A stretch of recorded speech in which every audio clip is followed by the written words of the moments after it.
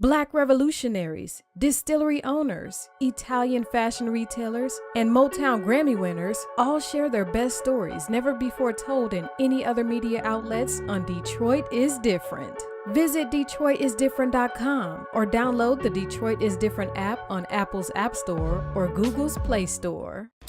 All right, we are back in the Detroit is Different podcast studios. It is finally feeling like it ain't gonna be winter, and I'm gonna use ain't in the strong terms. It's Friday, May 25th, 80 something degrees outside, Memorial Day weekend, so people have already begun front porch barbecuing in my neighborhood. That's the good sign. That tells you that it's warm and it's heating up and it's good. I have somebody that is a mutual homie of one of my closest, most beloved people on earth. And when you come as a gateway of a friend and a person that worked with Orthea Barnes, you are beyond golden in my book. Satori Shakoor of Twisted Storytellers, how are you today? I'm fantastic. Like you say, the vitamin D is out there shining. Yes, it's in full effect. Some people think that Detroit is too cold for them. But days like this, I'm shaking the AC in here because we in the studio. Nah, we'd have been sweating it out if it was just chilling. So, as we talk about Detroit, I'm speaking about the weather, but Detroit is so much more than weather. It's the culture. That's why I have Detroit is Different. The culture, the story, the background. What's your story? What's your take on Detroit? What's been the leading point? So, you in Detroit, are you a first generation Detroiter, second, third, fourth? Who came to the city? I'm a first generation Detroiter. My mother came from Holly Bluff, Mississippi. Okay. Yazoo County, the most racist county in the South. How big of a city is that? It's not a very big city now, and probably it was sharecropping then. My mother was born in 1918. My father is from Virginia, Fredericksburg, and he was born in 1900. And he migrated to Detroit for a job. Okay. Car industry, automobile industry. He's part of the Great Migration. And my mother came because when she was 17, she and my pregnant married cousin, and she were wanted. Had attracted the unwanted attentions of a white farmer. And back then, if whatever a white man wanted to do was permissible. I mean, we're seeing Harvey Weinstein come out of such an era, but black women were nothing, So it didn't matter whether you're married or pregnant. So they went to Detroit, where my uncle had a big church.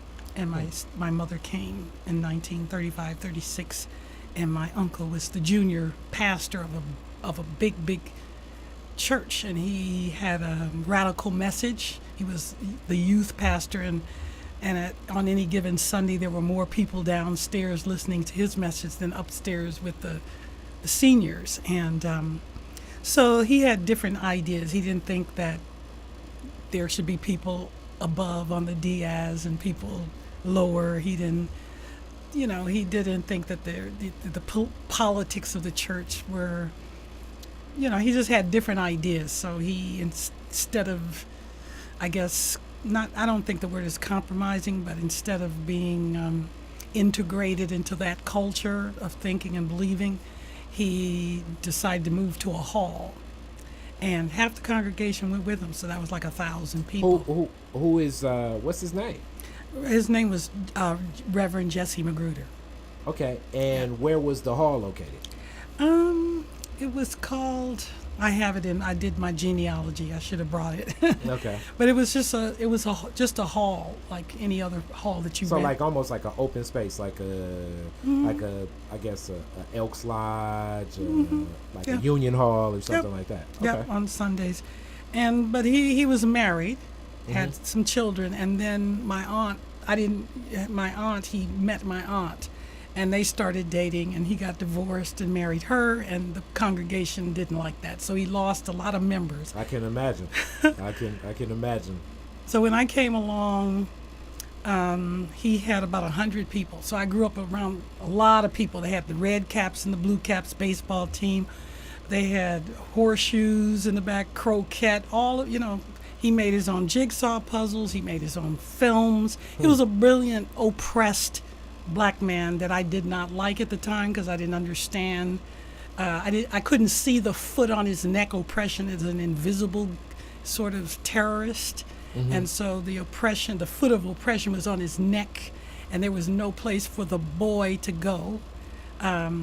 So his anger, his frustration was erupted. Was he also, when you say he was already here, he's from the Mississippi area? Yeah, he's from, too. My grandfather had 8 kids. He was the second oldest. And was he working in one of the factories as well? He was working as a handyman. When he was older than my mother, so around this time he was when I became conscious, he was probably retired and doing handyman jobs and different things like that. He was a minister, but he was very powerful. What neighborhood did he live in? He lived on Field Street near McClellan and Mack. In that area. Okay. And what neighborhood were you living in? I lived on Fisher Street between Vernon and Kercheval. I lived, it would border what they called Indian Village and Grosse Pointe. So there's Burns between Vernon and Fisher Street. So I shared an alley with George Perot, who was a talk show host, a travel show host at the time. And he had the big mansions they have over there in the village now. I used to walk up to Agnes where they have Detroit Vegan Soul and all. It used to be a library up there. It used to seem like 1,000,000 miles away. But that was part of the ritual of reading. You would walk to the library. You could check out a maximum of 5 books. Me and my girlfriend Vendella, and we'd come home and I'd read through the books and go to Greece and Egypt and all these places I could go through the library. And so it was a great experience. Kids don't walk to the library now. My granddaughter who's 16, I said, well, why don't you just, take the bus? The bus? And I thought, oh, she got her nose in the air. She goes, human trafficking is high in Detroit. They steal people here, so we don't go to on the bus. I said, all right, and so it's a whole different world. So. It is definitely culturally. A lot of things have shifted. And some of them have remained the same. Yeah. At that age, your mother, what was the adjustment like from Mississippi to have no idea. Detroit? Did she speak about that? Yes, she did. She picked cotton. So she went to the 9th grade because when it was time to pick cotton, you got pulled out of school, and that's what you did. And you said this was a sharecropping town, so she was part of it in sharecropping, and you can give more of a breakdown of it. The role of someone in sharecropping, first off, is it's still slave labor. So I mean the it was Jim Crow. of the whole concept of you work as a servant for property. And there was no accountability. There was little, or if any, some states I know they would say that there were some rights of the sharecroppers, but the arbitration, I mean, if most of the farmers that were at one point in time slave owners or overseers would turn and say, nah, you deliver, let's say, 25 pounds worth of tobacco, and they tell you, nah, that's 2 pounds worth of tobacco, so you still owe. So the balance of it was a continued state of chaos that still exists in our nation, but especially in the South, and during this whole time that has been labeled Reconstruction. Well, it was definitely Jim Crow South, and my mother talks about her stepmother because her mother died when she was 5. So there was a stepmother who had land. And my father had 8, or my grandfather, her father, had 8 kids. So her stepmother married my grandfather for the kids so they could work her land. And Public Enemy's Minister of Information, Professor Griff, celebrates the 30-year anniversary of the best hip-hop album ever. Thursday, June 28th, 2018, at the Jam Handy. Witness a special Behind the Music unsung tribute to Public Enemy's It Takes a Nation of Millions to Hold Us Back album. Hip-hop performances from Mahogany Jones, Kari Way Frazier, and more will honor the landmark album. So she had to pick cotton. They got pulled out of school. So when she came to Detroit, obviously they went to the Black Bottom. And she went to, I think it was Barbara Junior High. Mm-hmm. And she was 17 in the 9th grade. Mm-hmm. And she felt very uncomfortable being older than everybody else. So she left and started doing being a maid, housekeeper. So she was a maid, and she worked in the affluent homes in Grosse Pointe, and over in the university area for a lot of Jewish families, and in Plymouth, and wherever she could find work. Now, I have this question, and just from my grandma from Mississippi, preparing food, because it's different Mississippi ways, and the last person I had on was a chef where I talked about this because his grandma's from Mississippi too, but your mom had it. A lot of stocks, like creating stocks when they create food, and even creating vegetable stock to cook food, and like just the flavor of a lot of the people from Mississippi can make amazing food. So what was it like just growing up as a kid in a house with a mom that learned to cook down in Mississippi? Well, first of all, I have to say my sister can cook better than my mother, in my memory. Ain't that so? My mother wasn't. She cooked. She made meals, but she wasn't. It was my aunt, and it was my aunt Mayema who was a cook, and my aunt Izetta, who married my uncle, the minister. They were cooks. They loved to cook. You go over there, there's a spread, 2-3 different kind of meat, vegetables, pies, cakes. And they had award-winning cakes, pound cakes to die for. They were the cooks. My mother, she just made meals for the kids, So she fed everybody. She was like, so there was nothing, that I could say was spectacular about my mother's food. But my aunt, I remember that food was really good.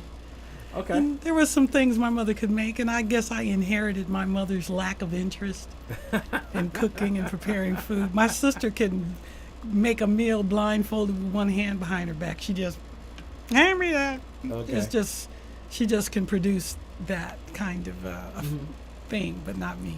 So the other culture in Mississippi that I also like is, because it's as much as it's the food, the roots of the blues starts right there in Mississippi. So song, dance, what was that? Did you see that a lot coming up?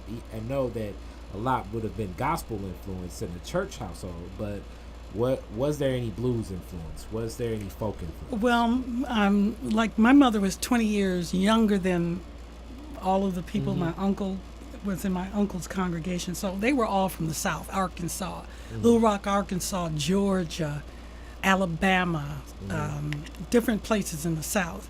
So the food, the languages or the accents, the way of speaking, they were all very different, but homogenized on some level. My stepmother, Sadie, she would put, there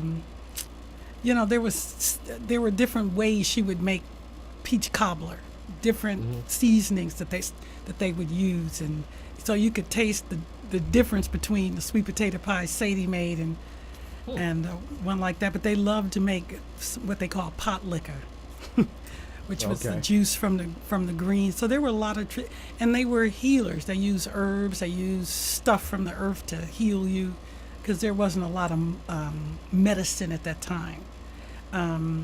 That I remember using. This is nothing like this culture of hospitals and medicine. People didn't. You go in the hospital today, I broke my nail, and they'll shove you some morphine. Here you go for that little hangnail or whatever. And So even coming up, a lot of times, and my grandma in this house here, we keep all types of different plants for different things. So like aloes and plants I didn't even remember. Like it would be even things like to detox with onions and just a lot of different ways she came up, because my grandma here was from Florida, but different like some of the vegetables and the fruits are regionalized to like different places to go. So as you came up, if you had sinuses or different things like that, it was a lot of remedies just connected to the herbs and the spices that your family had. Well, everybody had a garden at the time. I mean, food was not an industry at the time. There were no McDonald's or Whoppers. I remember the first McDonald's in Big Boy. I'm not Big Boy, Whopper. What do you call them? Burger King. Yeah, we had to walk a long way to go to get Burger King with that big burger. But people made things from their garden. We had flower gardens and vegetable gardens. My family was a fishermen and hunters. My father had dogs and guns, and we went on long 2-week vacations to Mackinac Island, to Canada, and they fished. They even fished in the winter, ice fishing. We had a worm pit. We would pick worms at night. Wow. Night crawlers. We'd pick flatworms at Belle Isle, and we would go, and they would go fishing. Okay. And so and they would hunt. So everything was organic, so to speak. Yeah, you without, pulled it right without out the of your yard. intentionality of it being organic. It had to be organic because it was grown from your backyard. Yeah. Wow. Everybody had it. And then that fast food took over. I mean, my father once a month would put us in the car. We'd drive to Inkster, to this restaurant where they had these big butterfly shrimp. And that would be our outing. Once a month we go out to dinner. It's nothing like, Nothing like today where people go out every day. Right, because there were, it was, you just couldn't go to any restaurant you wanted to. There was no mingling with white people like that, So you went to Inkster, to a restaurant that some black person owned, and, you again, the money was circulating in the black community because it didn't. Yes. There was no place to spend it in other communities. And then even for the person listening, Inkster, the ink is black ink. I mean, like, these are like stories that like some of these, Brownstown for black people, like some of these stories and some of these names of like the community set up for black people to work in factories that were explicitly segregated. So when people talk about insurance redlining, it was like Inkster was set up for black people, because that's why it's called Inkster, because it's like black people stay over there. Brownstown, black people stay over there. As this is all happening, and your family stay rooted in this East Side neighborhood that yeah, my father owned a 2-family flat on Fisher Street. We lived upstairs with my mother, and he lived downstairs with his wife, Sadie, who was my stepmother, but they never unmarried. They never got divorced. My uncle was, like I said, he was the one very powerful. He put couples together. My father wanted children. His wife didn't want children, and she was past childbearing age, and my mother was 35 and popping, and so she bore him 5 children, one of which I am. And so it was kind of like a communal kind of thing. It was like that, and so I went to school. I love school, What schools?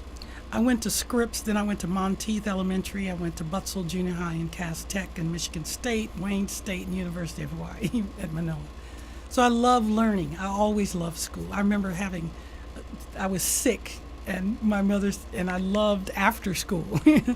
And my mother said, well, you ought to stay home from school because you have a fever. And she had the thermometer, and I would take my temperature every 10 minutes to see was my temperature down so I could go to the after school thing, But I love, and still do love, learning because it's so interesting, Okay, so with that being said, what was the first book independently that you remember, like, that you really got into? Because if you're learning, and I'm a book, as they say, like, they put head on the end of everything. I'm a book head. I have a lot of books. Sometimes I'll thumb through a lot of chapters, I'm going cover to cover. It's rare I'll go cover to cover. I just got that Zora Neale Hurston book about the last gentleman that was documented as going through the Middle Passage after it was quote unquote made illegal. So I'm gonna try my darndest to get through the whole cover to cover of that because I've heard so much about it. But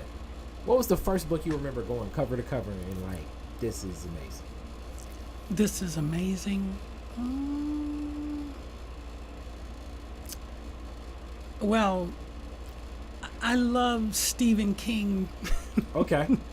Because I love storytelling. Uh-huh. And Stephen King is one of the master storytellers. Sure.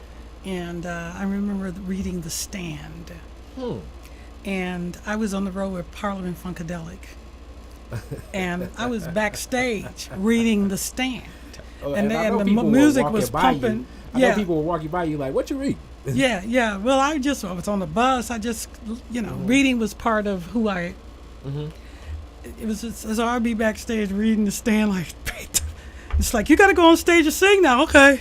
And it's like, okay, how can Stephen King take you? But that was. So I read The Stand, and it was prophetic to me, because it talked about a virus that wiped out the world. It was like AIDS. It talked about, it just was prophetic to me. I liked learning about religion. I liked learning about everything I was oppressed by. Interesting. And I was oppressed by damn near everything as a teenager, because teenagers, to me, are the most oppressed children and are the most oppressed class. And then being a woman, that puts you in another subset of oppression, even as being a teenager. But see, you don't know you're oppressed. You just know it doesn't feel correct. It's you not. Don't even it's have a label boxed for in. it. I'm dreaming beyond the box other people are expecting of me. It was like I felt like I had to fight my mother to do the things I wanted to do. She wanted me to take business at Cass, and I wanted to play in the orchestra. So in the 10th grade, I said, I'm sorry, I'm not doing business. I'm going to play in the orchestra. So I felt like I had to fight for my self-expression for a long time. And I didn't really know I was fighting racism or sexism or any of that. I just had a desire to actually, whatever I was thinking in my head, have it be 3D in the world, or to have that experience. I was a dreamer. So I would dream about a future, and then I would have the future. It was like, I'm not a religious person. I don't belong to any, organized religion. My husband is Lutheran. I asked him before when we started dating, what is your expectation of your wife? And, we got that straight, because I've explored a lot of religions, including atheism. When I was going to Wayne State, I have a great professor, Dr. Ron Aronson, who's 4th generation atheist and 3rd generation atheist, and then he has grandchildren. Jewish man, powerful. I just loved learning from him. But he was the first atheist that I actually met that I could sit down and talk to, because other than that, they had horns. They were just, how could you not, they were devils. But when I sat down and actually engaged with Dr. Aronson, and he was an activist. I mean, he was Chavez. He was global. He went to South Africa to teach South Africans how to have activism. It was very on the down low, because it was spies all over. But he his position about, anyway, I said, well, how can you not believe it? Don't you need hope? And he says, well, there is no hope without activism. And so I never forgot that, and I started, I took his religion class, and in his religion class, my mother had died and my son had died. So I was in a very, very, I was grieving. I was in hell, the numbness of hell. And there was no God there that I had invented. There was no God that I had come in contact with before that could reach me there. And so it was a perfect space. I'm an artist, so I use the materials, I use the circumstances, the situations of my life to create out of and from. So if I'm in hell, what am I going to create now? You know, what am I going? You know, it's not so much escaping as it is about understanding who I am in hell. So I was taking his religion class, or the transformation of religion is what it was called, and we were looking at how religion has changed over time. How people used to go to their church, and now people go to a church, or they stay home and watch church on TV. Stream it. And churches are now, you know, there's 15 minutes of marketing and sales of the book, and maybe 10 minutes of your message, and you know, it's very. Let me say this, because my grandma is.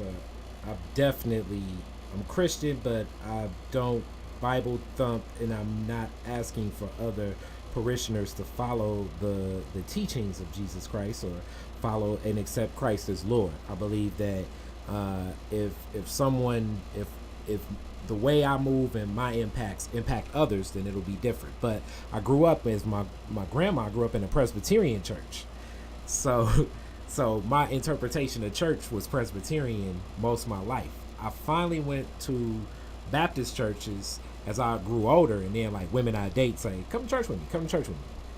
And I find it so interesting that when I went through Presbyterian church in the same topic, I would have to bring a Bible. I would go from verse to verse to verse to verse to verse to verse to verse. Like almost everything being said by the pastors and the preachers was something in the Bible being said. And I went to a Baptist church, and then like, you know, so the third day Jesus rose, and then somebody talked for like 2 hours. And like I found it so different, like the orientation, and also over time with the black community, the role that the church has played as one of the few places where people could come together, as you were speaking about, like, you know, you'd have to drive all the way to Inkster to get to a restaurant, as the idea of black people being accepted into different places and spaces that are physical has changed the functionality and the role that the physical location of a church provides for the black community, as the church was a social gathering, a meeting place, a networking capacity, a place of activism, a place that provided a lot more roles than I would say where it stands today, as being a black man, like most black men, and we're not in the pews, the argument's always made by most pastors, is unique, you know, unless,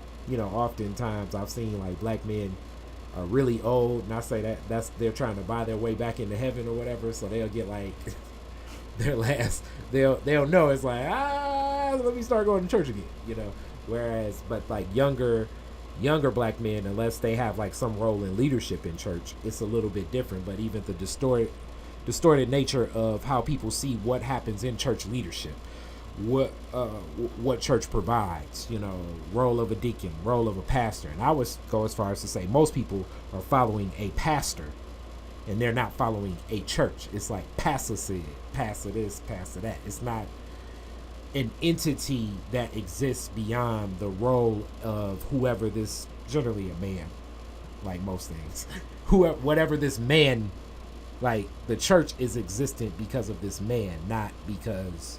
Yeah, doctrine is kind of like not part of it anymore. It's sort of taking a back seat. To, you know, because if you actually participate in a Catholic mass and the doctrine, it's not built for this, you know, time, you know, social media time. Right now, you can, if you're not in LA and you want to listen to Michael Beckwith or Joyce Myers or whomever it is, you can have them, you can see them right in your living room. You know, you don't have to go to a physical church. And I was in his course looking at all the different religions, and I was. And then to see that God, the idea of God, is your idea of God, my idea of God. We say we believe in God, but it's not the same God that we believe in. It's very much specific and customized to who we are, that God is, and that that they broke down four kinds of gods that people four categories of God and belief that people are in.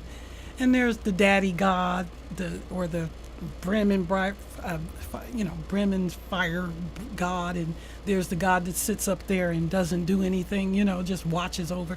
It's different kinds of gods. But at that time I was at a place where I could explore atheism, and there was this little book called A Short Introduction to Atheism by Julian Baggini. I read it. It was basically an argument, and it was an airtight argument. After that, I could not. There was, I couldn't say, it was valid. It was valid as, and so because there was no proof of God, that God exists, you can't prove that God exists. You can't prove the existence of God or the non-existence of God. I came to choice. And that for me, as I was taking the journey, I was like looking at living without God, because that was the challenge. How living without God? And I rationalized, well, I live without God most of the time. I live with God. God comes into play when I'm like, thank you, God, or please, God, please don't let, other than that, I'm sort of like, God is in the background someplace. And I wondered, was that true for most people, that you call on God in crises and you call on God when it was the last, your last hope. So I really got to see what God is for me, what my God was, and that I invented that God out of the materials out there, and then what I needed. That's applicable for you to reach your spiritual journey and quality of life. Yes, because I knew at 12, I was just honest. I knew that at 12 I had no access to accepting Jesus Christ as my personal Savior. Somebody that walked the earth 2,000 years ago. In my family, my uncle, we didn't celebrate Christmas or Easter. There was no Santa Claus. There were no Easter bunnies. And so Jesus was like on that level. I'm supposed to believe in something, and I was just honest about it. So when my uncle said, I'm not doing right, that I'm not really being a correct minister, send them to the closest church in the neighborhood. The closest church was St. Luke's Lutheran Church. So I went there. I did 3 years of catechism, and at the end there was a ceremony, and you're supposed to drink the blood and eat the body of Christ. And it said in the Bible that if you eat the blood and if you don't believe in Christ, you'll burn in hell for eternity. So I brought the concern to Pastor Luke. And he says, oh, no, just do it. It'll be fine. And then that's when I realized, okay, as soon as I do this ritual, I am never coming to church again, because he didn't care about my soul. And I was like a kid, like, when I'm going to die in hell if I do this. Oh, no, so I didn't go back to church again until I moved to Hawaii, and I went to Science of Mind. And then I got to see churches where different personalities, the Science of Mind in LA was not the same one. It was personality driven. So I was exploring atheism and deconstructing, what God was for me, because I never explored God. It was just something that's there, and you're supposed to do it. And if you don't, you're some kind of pariah or something. So I had the maturity, I had the chutzpah, I had the grief, I had enough to go. And so out of that journey, I realized that, God is a choice, and that God is something that I invent. That God, people say, oh, and then when I go to Jamaica, that's my church. That's God. Because it's something all of us can look at and go, I fall on my knees looking at the sky, the ocean in Jamaica, the breathing the air, the just getting in the Pacific Ocean and crying on contact, like nobody made me fall on my knees. It was just a natural, organic response to this thing that was bigger than myself. And it's not so much how can there not be a God, it's just how can you not be grateful. So if God is anything, it's this feeling, this thing that makes the chill bumps come on my arms of gratitude, of being so grateful to be part of all of this energy, and to know that I am one with all of this. And there's no separation between what we call God and myself, and that I am simply an instrument through which something higher is using me if I surrender to it. So I'm at that place where I'm in a surrendering place, and I feel the power of thinking or creating. Like, I just think that the first Genesis. I'm not a Bible reader or a thumper, but it says it all there. To me, there was in the beginning was the Word. And the Word was with God, and God said, "Let there be," and there was, and God looked upon the creation and said, "It is good." So it is as an artist, it begins with the Word. As a human beings, it begins with our word and the integrity of that word. But people think integrity lives in morality and being in ethics, which it can be, but the integrity I'm speaking about is the workability or functionality or the success of something working. So everything, the design of something has integrity. The integrity of design, the integrity of organization, the integrity of your word. And if you don't honor that word all the way through, you let that word slip, you will not get to success. A chair is designed with 4 legs. If one of the legs is missing, then you've compromised the integrity of the design of what that chair was meant for you to do. Plus you fall down. You're going to fall down. So, and if you cut out another leg, it's less functional. So the people don't get the connection between honoring their word, not keeping the word, honoring the word. So if I say I'm going to be here, I'm going to be here, or else I let you know when I know that I can't, like my car. And it's, And you're speaking to something from yesterday. And I would, and so much, it's so many different things to unpack, as I love philosophy and the ethic, the integrity. There's a direct relationship between having success in something and not. There's a direct link to honoring your word. If you say you're going to do A, or communicate and get it done another time. Because even if you can't get it done and you can communicate, you're building trust. You don't let that happen to people. Do a cost-benefit analysis on their word, after the fact. Do the cost-benefit analysis before. Don't give your word lightly. People often say, "Oh yeah," So it's a very disciplined and rigorous thing to go. But at the end of the day, you're going to get there. And you will get there. I'm definitely on that journey, and along with being on that journey comes the, where I'm at now, standing in good intention, and sometimes making the decision at the margin. As business is one of my things, so like a lot of business classes you take will talk about making decisions at the margin. Meaning when the decision presents itself to you, and you have those options of to move in a way that is, we can live in many different, the semantics of ethics of like, what's the best thing to do here? What's the worst thing to do here? But to just move in the way of like, I believe this is going to be the best case scenario for who I'm engaging with. And that could be as small as offering the person that, it could be as small as saying like, man, I know that I'm going to probably want to get dinner, and this is a 7 o'clock appointment coming up, so let me kick that 7 o'clock appointment back to 8 o'clock. Or do I tell my 7 o'clock appointment, hey, do you want to, I'll pay for your dinner if you want dinner. You know what I mean? Like, to me, that's moving at the margin of making a decision where they can turn the dinner down. They could choose to have it. But sometimes it's funny when I offer to do you want the dinner? The person's like, you know what? I do want the dinner, and I really want to go to this place.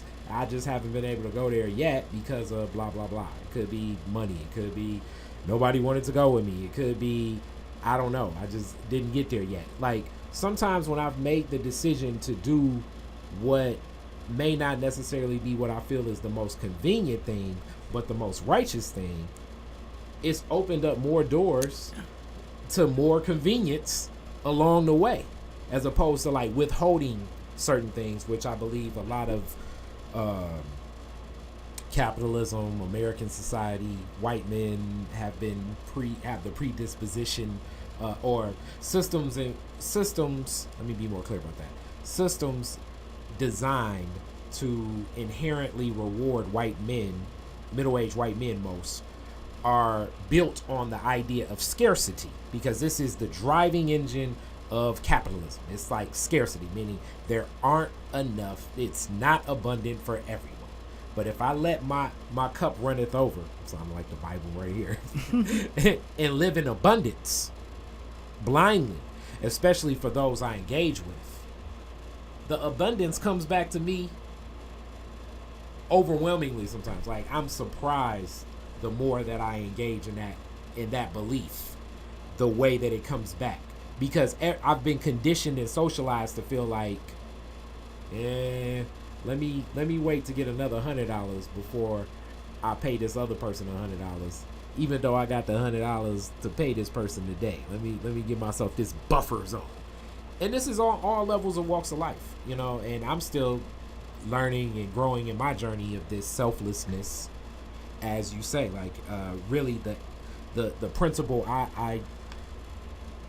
I recognize most in Christianity is kind of like what you said, because it's more so like, if you see everyone you interact with as God, then I wouldn't, you know what I'm saying? Like, I wouldn't be like, I'm not about to give Jesus I'm not going to not give God a sandwich. I'm going to respond to everyone. If I'm driving down the road and it's freezing outside and I see somebody stranded with their hood up, I'm not going to say, man, it's too cold to turn around, I want to get home and go to sleep. I'm going to figure out how to hook around. I'm not going to mentally think, this could be a setup. This could be the old, on the side of the road on a cold day, I'm going to rob this guy trick. Like, I would move in a way where through faith I'm driven to be present, to see the godliness of whomever I'm interacting with.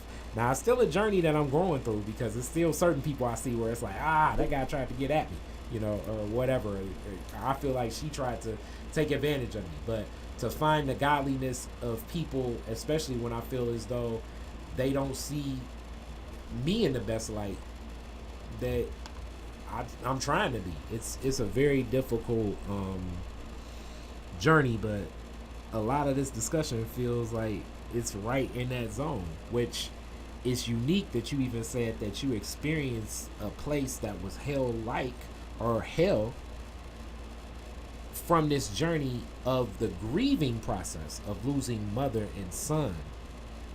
Grieving is very powerful. Grieving is the path to healing. You know, it's not to be avoided. You know, it's grace. You know, it's you are being redesigned, recalibrated to be in a different consciousness, because you have lost something of yourself, and in the missing of that, something has to rush into that space, and what rushes into that space is experience. And you know, you begin to trust life.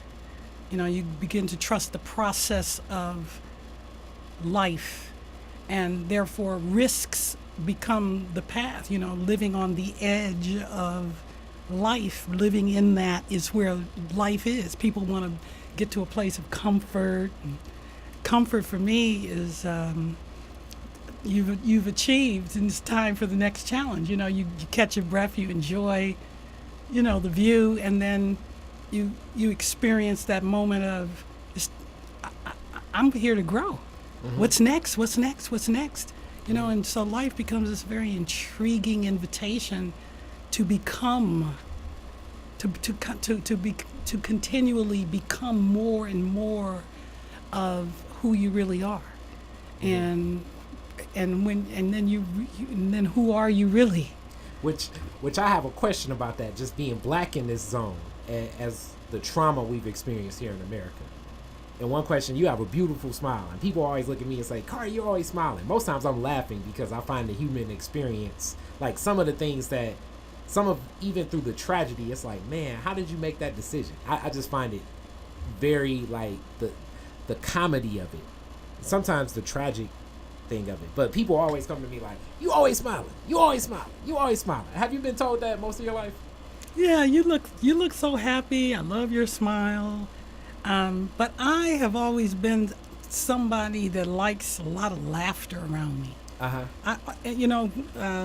I just like, and I didn't realize that I could cause laughter. I became a stand-up, not because I thought I was funny, but to solve a problem. And then I realized, oh, you're funny. I had to discover I was funny and what made me funny. Because I was on my journey, you had to tape your stand-up to see what worked.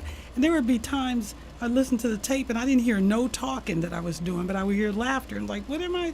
So you have to learn, you become aware. And so awareness, consciousness is, Why do you think in our community is that sometimes, it almost sometimes seems threatening as much as I've been told, like, you always smiling. Like, why do you think sometimes it can be interpreted like a smile can be interpreted like it's out of place? I've never encountered that a smile was out of place. There was places that I was in that I would laugh that it didn't seem laughter was appropriate, but nobody can see from your point of view. I was at the University of Hawaii, and my dance teacher had a concert, and her whole dance was just serious, stone serious. That was it, just hitting the fist in the palm. Yeah. And it was so, my expectation that she would do something different now. Every time I expected, now this has gone on way too long, it's time for her to spin or jump or do something predictable that I can recognize as dance. In the idea of what I have as dance. Yeah, what I have as dance, and she is not doing that, and it became absurd that she was not meeting my expectations, and so I started to laugh. And I have the kind of laughter that is pretty loud and raucous, and it causes other people to laugh. And so it's like the whole audience was laughing, and she was still. And then afterwards, I went back to the dressing room to apologize. She says, no, I loved it because I didn't know what the dance was about. And so it's like this Chinese water torture, it's like the dance was about tension and no release. Wow. And then expecting, it was, so the release kind of became the laughter that ended up happening anyway. Right, because you have to release. And she was just building up the expectation that something's going to happen. So it's like life, you think life is going to go this way, and life doesn't go that way. And so laughter, as I began to study comedy and discover what makes people laugh, what makes people laugh is the breaking of their assumptions. So you can cry or laugh. It's like I was assuming this was going to go this way, and it went this way, so I'm either going to cry or I'm going to laugh. And that's what comedians are, if they're really good, are magicians. They'll take you down here and twist off here, someplace you didn't think you were going to go. And it's like, oh, yeah, I didn't think of that, or, oh, I didn't know. Yeah. It's very, so so like you can create a context. You can create like if you take nuns, we expect nuns to behave a certain way. So if you like create Sister Act the movie, the preposterousness of the joke was that the Whoopi setup, Goldberg is a showgirl. But to save her life, she has to. Right. The setup is nuns are holy and they do things, and the punch is that Whoopi is a showgirl. Yeah. So everything she does in the habit and in the nunnery is funny, and you don't have to keep setting it up. It's already the setup is here, and now I'm just being this thing inside of a context that's supposed to do this, but I'm doing this. And so, comedy is a interesting. Art I form. learned how to act through Second City. I took so many acting classes from some of the very big people in L.A. and I could not understand acting the way they were teaching it. The Meisner, the this, the that, until I got to Second City and improv, and then I understood, what it is to act. Acting is not acting; it's being. Which we could go in so many different layers. But my sense of humor is definitely, you just put into context what it's like. One of the funniest things to this day, and me and one of my friends talk about it like every time we meet. But Northwestern High School, shout out Miss LaFleur. Miss LaFleur was one of the best hard-nosed computer and typing teachers ever. But one day we walking in there, because I go back and I mentor kids or whatever, and there was a kid that she was like, we was doing resumes today. She had that raspy voice, Louisiana. And can you believe he got clip art on his resume? But the clip art was of a guy shaking hands like he's having a resume. And it just was so funny to me, because it was like, I was like, hey, he's so factualizing that he's getting a job. And then Miss LaFleur's face, the way she looked at me was like, nah, you can't have art on a resume. But why not? I know. And I was like, what's so funny is like, I would definitely hire this guy. Because I'm like, he stood out to me. But just the joke of like her assumption that this is the only way resumes should be done. Exactly. And I gotta teach these kids how to do a resume the right way. We in the ghetto at Northwestern. You need to really get a job. And his assumption of like, I really want to do something different, and I want to speak to it being different, and then knowing that like the balance between both. Yeah, he was expressing himself through his resume. Yeah. Yep. So that brings me to the artistry itself. You've done a lot of different things as an artist. Singer and storytelling is what I know. But those are the boxes that have been checked in my mind of your journey. So let's get into music itself and George Clinton. And I've met George a couple of times, and depending upon what's happening the time of day, boy oh boy, that is always experiential interacting with Mr. Clinton. So music journey, Parliament, Funkadelic, how did that happen? Well, I started music in the third grade with violin.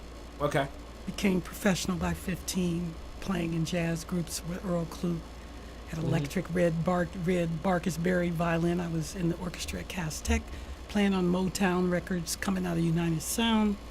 One of my classmates, Harold Jones, would do the arrangements, and we would play the string parts. And so I was in like 4 orchestras, all city orchestra, where all the kids from all over the schools in the city. I was in Dr. Andy White's orchestra, community orchestra, a bunch of black kids. Ralph Armstrong was in there, Cephas Van Cephas, Ray Parker, Sylvester Rivers, just a lot of people in that orchestra. And it was a sweet spot in history where education had a very high value. We had field trips to the Detroit Symphony Orchestra, to the museums, I can't even think of this place out here. What, Grainville Village? Yeah, Grainville Village, but they have Fort Wayne. It's a school. Cranbrook Institute. All these places, I didn't, so I was exposed to a lot of stuff, which that's what's great about education for kids, expose you to a lot of stuff.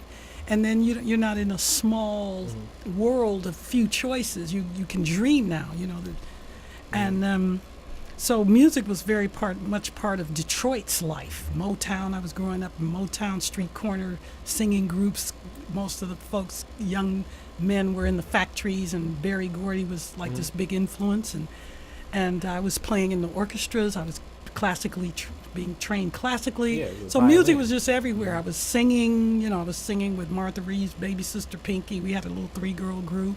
So music was everywhere, like it is when you go to London. Go to London, music is everywhere. You go to the ladies' room, you're in a stall, You hear, baby, baby, where did my love go? And this is like today. So in Europe, music is It's like I'm on a trying to drop a continuum. number 2 right here. Yeah, it's not just the latest song, or the programmable music. It's so wide and vast, and that's the way we had. So I was very attracted to music, and when I felt like I had could do it, so I moved to New York. After getting out of college, I moved to New York. What part of New York? Manhattan, 90th, East 90th and 2nd Street. Okay. Third so you floor were walk up. And my friend Overton Lloyd, so that's an like artist. blocks away from good old Harlem as well. Yeah, we were like 105. We were about 30 blocks from Harlem. Yeah. I have a story about that. We met some homicide detectives coming from Spanish Harlem. But anyway, my friend Overton did the album covers for George. He lived in New York too. He had come by. I worked at Dunkin' Donuts 6 to midnight shift. So he came by in a limo, he said, to pick me up to go. You got a lot of stories to tell about that. Yeah, 6 to yeah. midnight shift Dunkin' Donuts, New York. 6 p.m. to midnight. Yeah. Right on Lexington and 59. Oh, man, Right you down probably the street did. from Alvin Ailey. My roommate, she was Gina Ellis. She took classes at Alvin Ailey. Yeah, you probably And got she all was. types of stories to Oh, I mean, please. from Dunkin' Donuts. At any rate, Overton come by my house. I wasn't there. I was working at Dunkin' Donuts. He left Funkadelic versus the Placebo Syndrome album at our door. I didn't even take the cellophane off because I'm like, I'm jazz and I'm going on Broadway. But then when he told me there was audition for the Brides in Detroit, I ripped the cellophane off and put the record on, and I was blown away. I was like listening to one instrument at a time down the track, and I was yet to meet these people. Bernie Worrell, who's Juilliard trained. I was, Junie, Ohio players. I mean, these were like geniuses. Yeah. So I came back to Detroit to And then audition. let me say this. Another one of my big homies in that mix, Butch Small. Yeah, Butch. Love Butch. Yep. One David of the, Spradley one wrote of the coolest Tommy people Dog. ever. Yeah, he was playing with Parlette Bootsy and Godmama. Yeah, he was on a lot of stuff. In fact, I saw Butch Small and Dwayne Parham performed at the Secret Society Twisted Storytellers together a few years ago. So that was a ball. That was a blast. Yeah, so music was in me, and I was in it, and I was pursuing it. I majored in music at Voice and at at Michigan State. So I got the job, and there I am. My first week worth of rehearsal, I'm on stage in Pittsburgh, 10,000 people. What? And then the journey began. So, okay, it's a couple people in music that I know because people that have worked with them. My dad's from Cincinnati and knew a lot of the people in Bootsy's original band that went right on the road with them when they went out with James. So I know a little bit about the James process. I know a lot of hip hoppers because I know hip hoppers, and a lot of the George process too. George's process of making music is a very it definitely is interesting. So what was it like being in the studio, staying up and really seeing that, like, one second, these people really don't leave the studio? Well, the studio is like Vegas. It's 24/7. It's a creative space. So you don't leave creativity. It's an energy. It's a spirit. So if you don't even have a sense of time. You're just Atomic Dog. I knew it was a hit because George ordered pizza. So that meant we were gonna be there. I knew knee deep again pizza. Yeah. But George was a space for creativity. He encouraged quote unquote mistakes. So people would, he'd sing something, and he had an ear. His ear was, whew. He would sing, what? And so somebody would take that and riff it, and he'd go, I like that. Or a lot of the things that you hear, baba booba, a lot of stuff was just quote unquote mistakes. Or somebody just had an inspirational moment, and George was like, had enough genius to say, keep that. And then everybody was trying to get on the records. There was a competition of creativity. Yeah.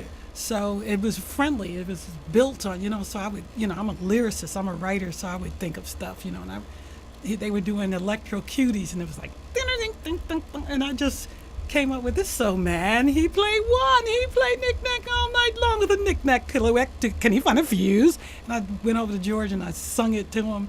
He says, go out there and put it on the track. So there it is. That sounds like, there it is. That sounds like George. And like, even as you said, Knee Deep is like one of the best vocalists ever. So I love the Spinners.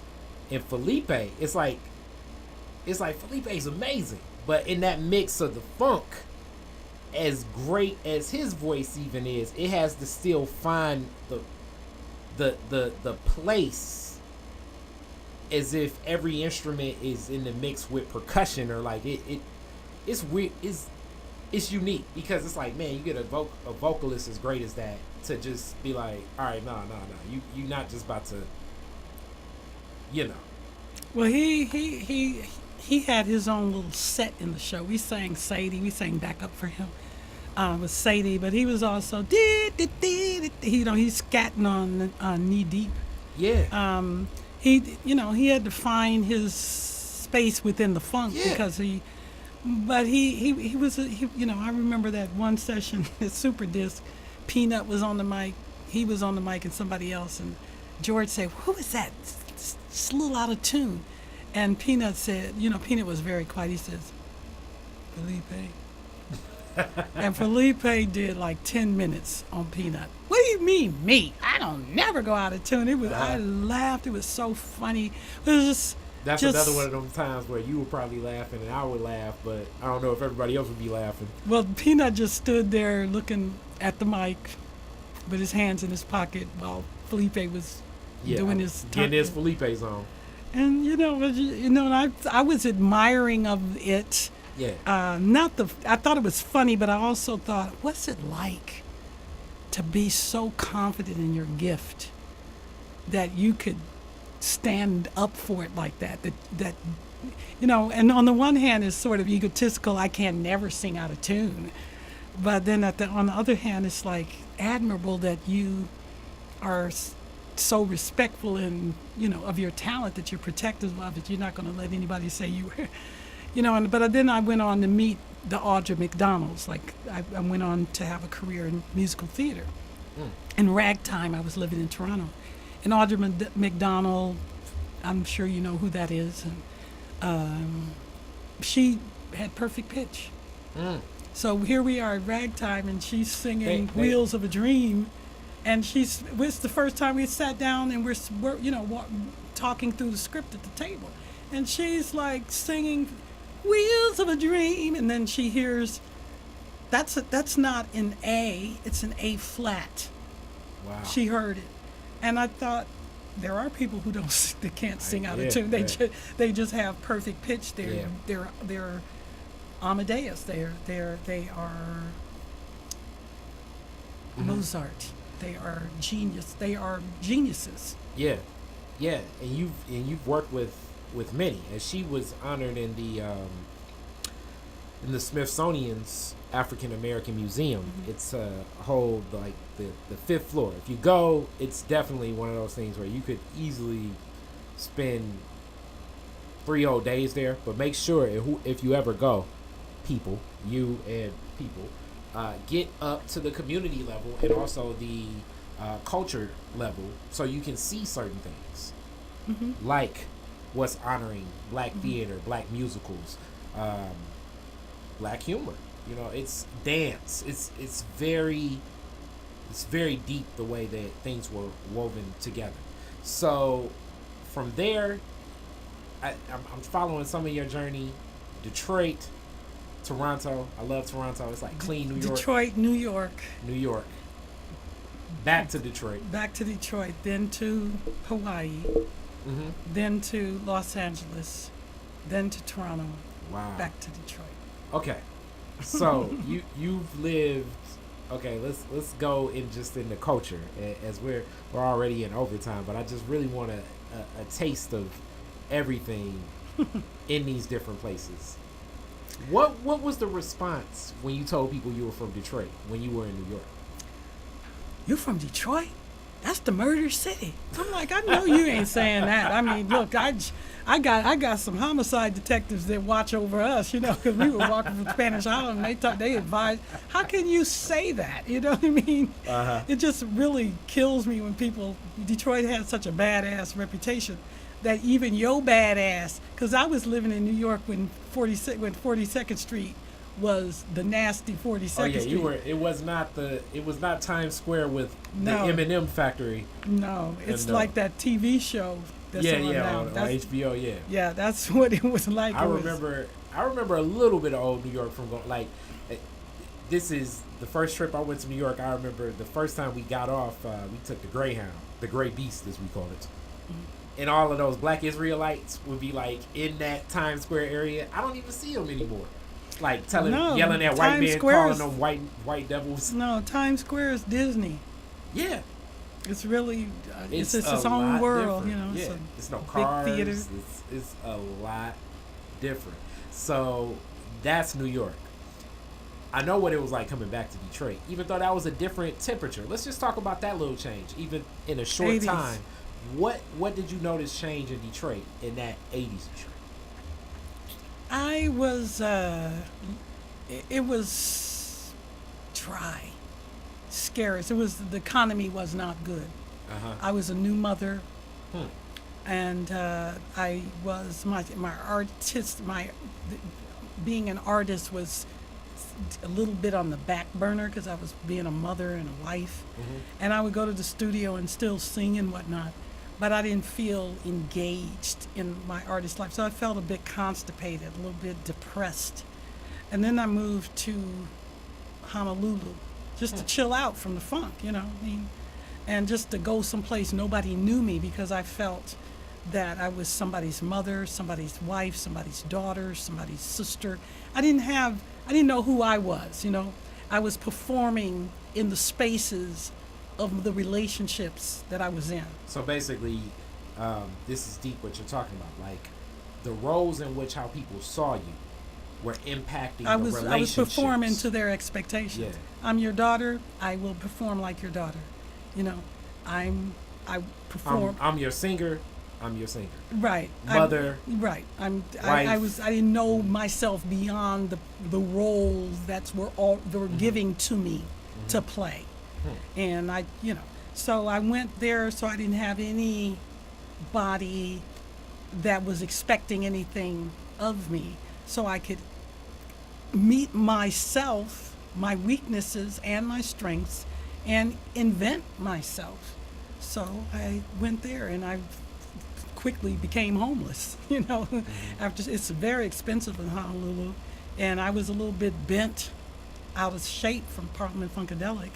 I did not want to tell nobody I was even with the group because I felt like a failure. But for people, for the world, Parliament Funkadelic was like huge. I mean, huge. I didn't want nobody to know it about me. But it's part of your history. It's part of your family. Parliament Funkadelic is my family.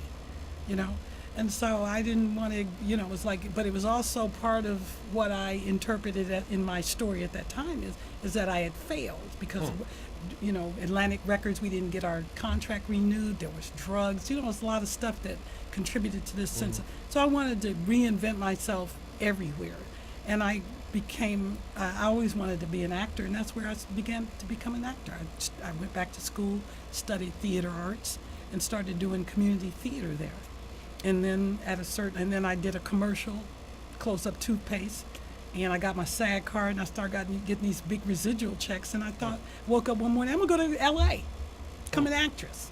So I moved to L.A. and became a stand-up comedian. Ain't that something? In L.A., was this mid-'80s, 90s? What LA was this? I moved to L.A. in 1989, and I was there from 89 to 95.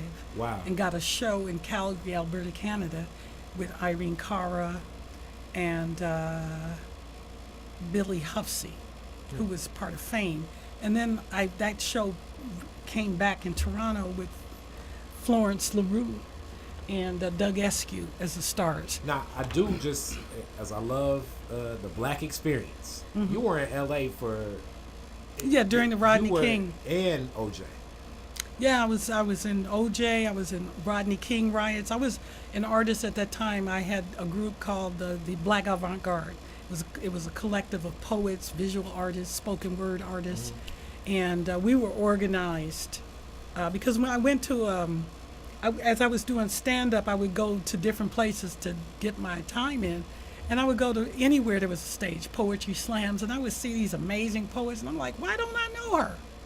And I thought it was odd that I didn't know her, and so I said, can I meet with you? Said, who else is there to know? So we put together a group called the Black Avant-Garde. We would meet in each other's apartments, and we didn't even know why we were together. But I just noticed that The I energy, started. The energy brought you all together.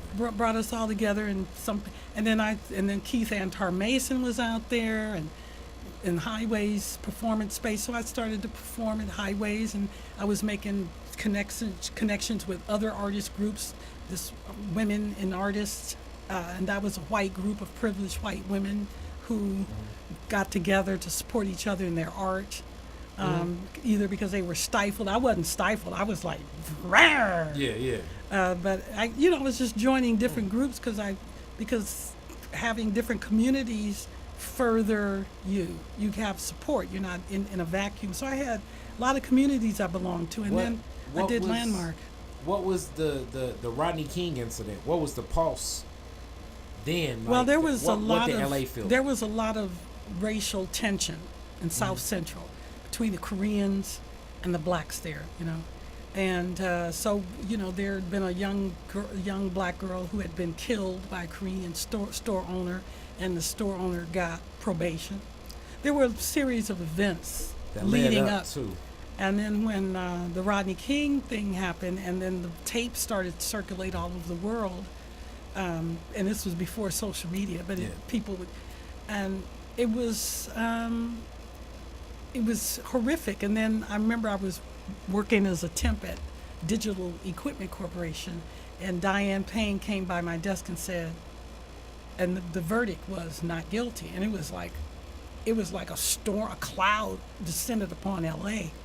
And the black people at Digital Equipment Corporation sort of just as zombies just got up off their desks in the mid-typing, wherever they were, and walked out. Wow. And it was go to AME Church, First AME. We went to First AME. And 1 second, that's really risky, because if you were temp working, people don't talk about voluntary employment.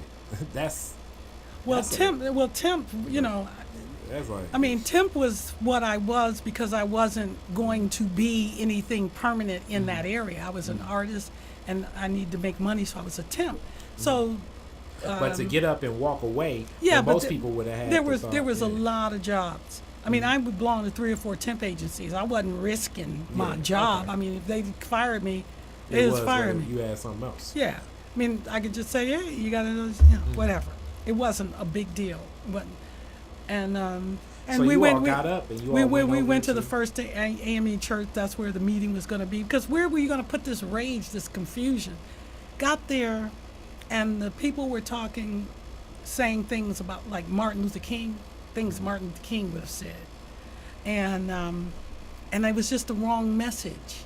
It was like, no, that's not hitting the corners, not doing anything. So I walked out of the church, and when I walked out of the church, I heard the first bottle hit the ground. And then as I was driving home, I heard the fire trucks and fires.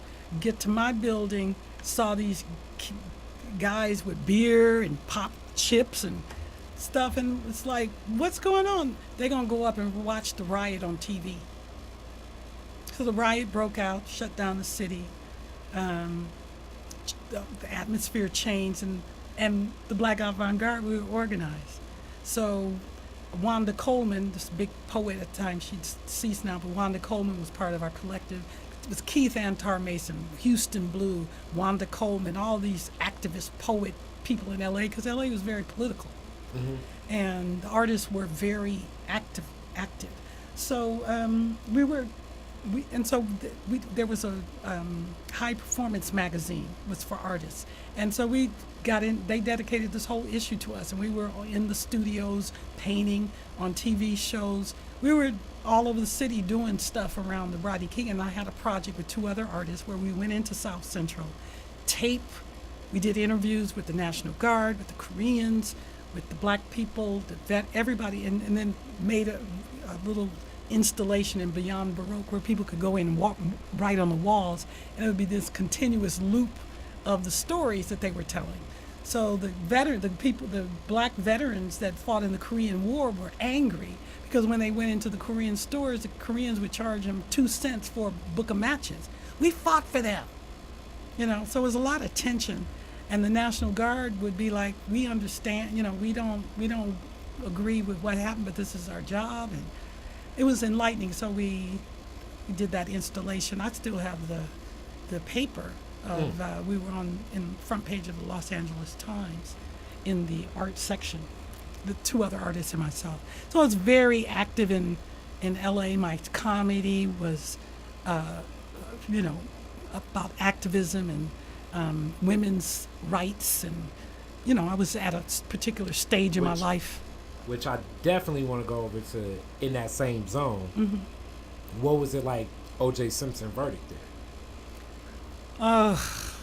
It was, I had friends, actors that would call me in tears, just heartbroken that this was happening to O.J. I was not that much of a football person. And I wasn't really that connected to OJ where I could get, emotional about it or anything. But I was living in Toronto when the trial happened because I moved to Toronto in 95. So in 95, like as it was starting. As the trial was starting. When you moved. Yeah, but I was there when the car chase ensued and all of that stuff. But when the actual trial started, I was living in Toronto, living with my Jewish fiance and his mother, and visiting, going every Sunday to his mother's house for dinner, who didn't like me because I was black. He had a little 3-year-old son. His ex-wife was racist, and his little son, I'm not coming to your birthday party because you're black. My mom used to say I can't come because you're black. He turned around, he said, don't you ever say that. And he had a racist uncle who wouldn't refuse to have dinner at the table because I was there. It just, it was fitting that didn't work out. But it just didn't. It didn't faze me in Canada. It's like, in Canada it wasn't like, it was, the racism was there and only the Canadians could distinguish. It was like, you know what?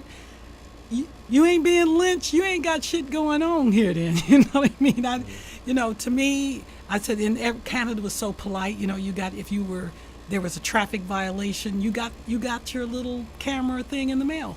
It was, your little photo shoot of your violation. And I was thinking, my comedy, I would say stuff like, if we had this during the Rodney, there wouldn't have been no riot. Rodney would have got his little ticket in the mail, and there would have been nothing. Wouldn't have been a problem. Wouldn't have been no problem, but, we would have avoided that. So Canada was like, y'all ain't got no problems compared to where I came from. It almost felt like it was coming from the future of black people. They had no black mayor, no black politicians, there was one, and he was old and he was not in, so there was just like, I felt like I was a pioneer of a lot of things being there. And, they had, a lot of there were a lot of black people with dark skin, but it was very tribal at African, the time.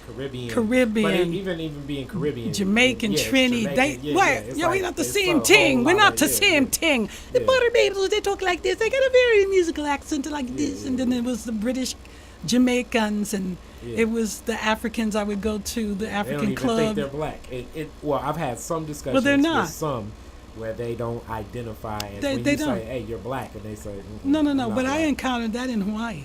I encountered that in Hawaii. There were Tongans and Fijians, and I would say, you'd be like, I'm not black, I'm Fijian, I'm Tongan. Yeah. And then that's when it began to, dawn on me that African American culture is specific. This is a marriage. That we, being black in America is a different experience than, when I went to Barbados, black person's on the money. Yeah. Jamaica, it's a very, you could still see the colonialism there, with the, but it's like they're black, and I'm an American with privilege because I'm an American. much is expected of my pocketbook when I go to Jamaica, and I'm trying to tell them I don't have any money. I'm on like a economy vacation, and when I hear myself Fluid say, spirit, man. yeah, there was no leg room, and then when I hear myself saying that to the lady who's sitting on my beach chair, saying, "My husband beat me. I got to feed my baby." You know, I was like, but I flew here. Oh, you flew here. Okay. Yeah. Oh, but you're living in the hotel. Yeah. I only have, but she. Yeah. So I had to, privilege is a responsibility. Oh, And I began to agree. understand the privilege white people have that they don't know they have. Yeah. And if you don't know you have it, you can't really use it. It uses you, and you benefit, and you don't even know why. You think you're that thing, and you didn't do. So I'm there with privilege. Yeah, most And- definitely. And and then even, I don't even know I even have the it. places, even the even the disposition of like, so funny. When I went to the Dominican last time, and my friend was like, people act like it's real poor, and it ain't as poor as you think. I was like, what you talking about? But you have to drive if you ever fly into the Dominican, you go to Santo Domingo, you have to drive through maybe 5 miles of shanty towns, where it's truly old billboards that were taken, broken, and now they're the roofs. And I'm like, all of those people. I'm like, now the place that I'm staying as an American, the place that even can get listed onto a website where I can choose to stay in America is so different than that. It's no way I can choose to stay in that house as an American with an American passport that has a broken billboard as a roof. Hey, I went to get my hair done. I've got locks. I went to get my hair done.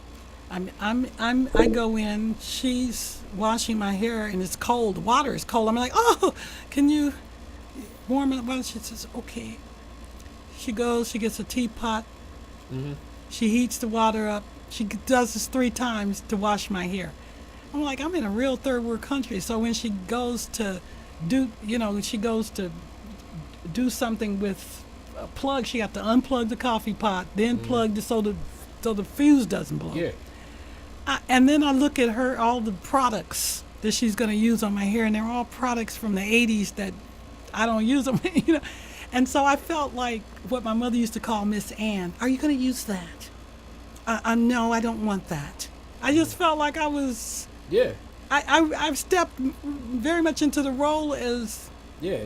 It's very easy because based on our understanding The of dynamics. stepping into America, yes, you can, American poor is so much different than the idea of possibly well-to-do in certain other places and spaces, just due to it goes to the roots of capitalism, racism, white supremacy, Big Brother, the man, Mr. Charlie, whatever variation of that you want to use. So you can definitely present that argument, because the reason she doesn't have that, and the reason why you can be in the people that right now are living in Oakland, meaning they're in being oppressed just due to Silicon Valley being blocks miles away from Oakland, and now their quality of life is being devalued as everyone's being ousted from Oakland.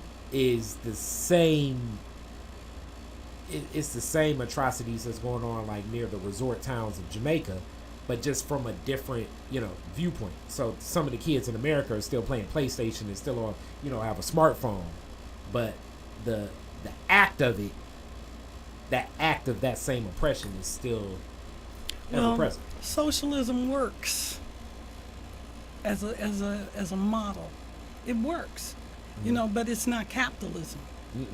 And so it's a convenient, the capitalists, the folks in government, our representatives, our unrepresentatives, as I like to say, they benefit from socialism.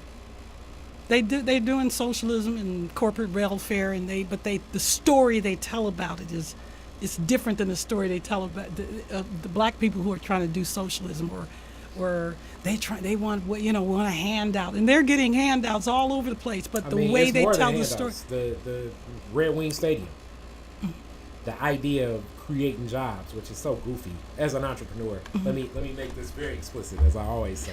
I'm going to take my fan out and fan myself. It might make some noise, but do what you do. There's no such thing as a job creator.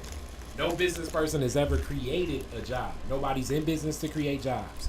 A job is a externality, meaning it's an economic outcome of a system to make profit. But nobody's in business ever saying, oh man, we created a bunch of jobs. Now during the industrial age, people like Andrew Carnegie, Henry Ford, even J.D. Rockefeller, it meant something to say we have this many employees, but that was an externality of the industrial age. No one is a job creator. Let's stop using that term. I hate that term. So, as we wrap, and I'm gonna have to get you back. I'm gonna close with the 3 classic Detroit's different questions. Question 1: what was your very first car? The year, make, and model, and the year you got it. 1972. Okay. 1968 Newport Chrysler. I've never even seen a Newport. Where was the first place you went when you got it? College, Michigan State. My father got me the car, and I envisioned a little red. I got you a car.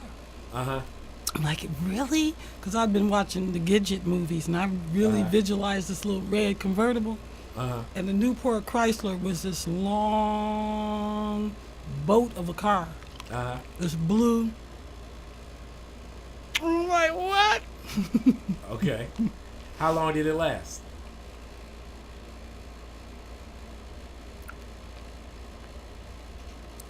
It lasted a good, it lasted probably about 4 years. I ran it into the ground. I didn't know.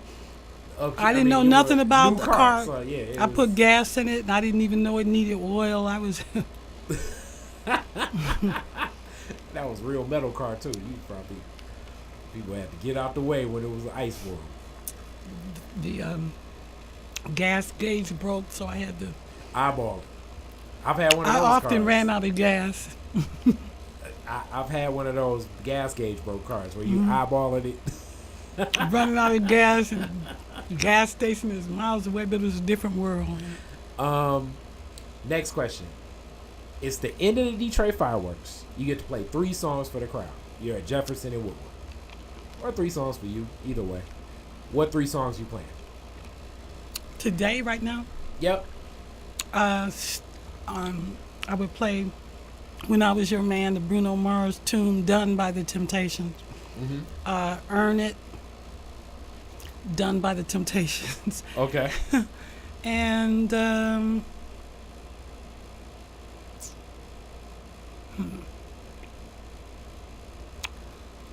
Like a River, Mary J. Blige.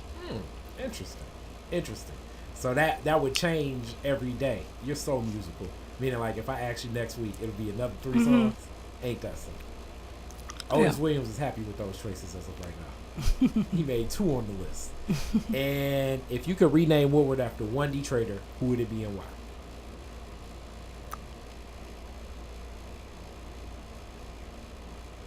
Woodward. I guess it would be Coleman Young. Okay. He's an, Legend. I know that my parents, their energy shifted when he became mayor. Interesting. Yeah.